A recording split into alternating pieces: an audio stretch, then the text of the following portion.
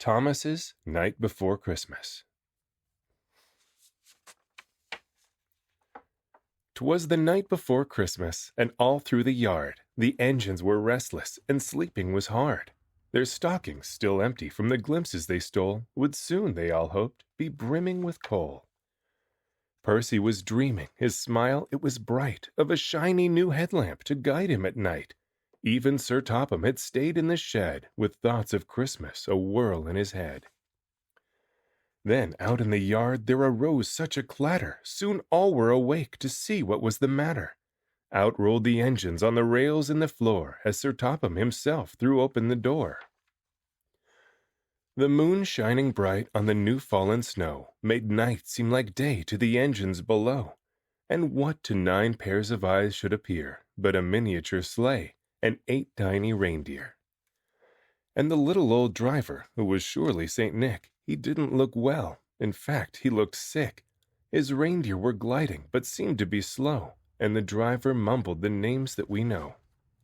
"Now Dasher, now Dancer, now Prancer and Vixen, this old elf has the flu. Oh my, I need fixin'.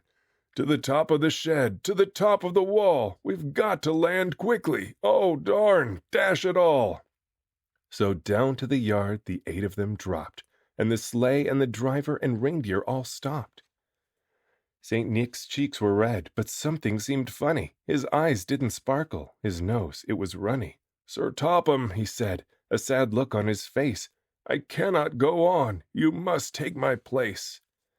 Sir Hat shook his head. "I can't, for I fear, while I know about trains, I know nothing of deer." "Trains are perfect," said Nick. "I'm sure they'll do fine. Bust your buffers, my friends, and get in a line."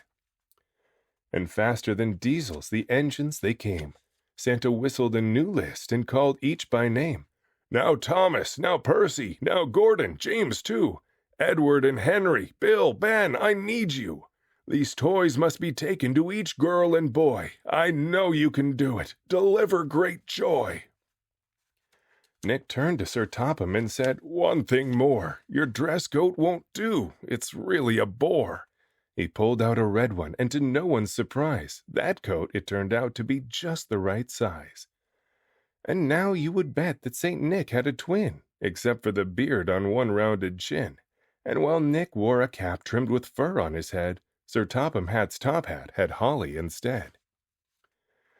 But night was still passing as children all slept, so giving a nod, up Sir Topham Hatt leapt, as the engines gained speed, seeming almost to fly. From his seat in the sleigh, Sir Hat gave a cry.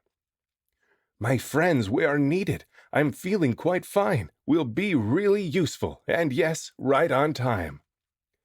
So all across Sodor they raced on their way, 8 steaming engines pulling one gift-filled sleigh. And we heard on the wind as they puffed out of sight, "Merry Christmas to all, and to all a good night."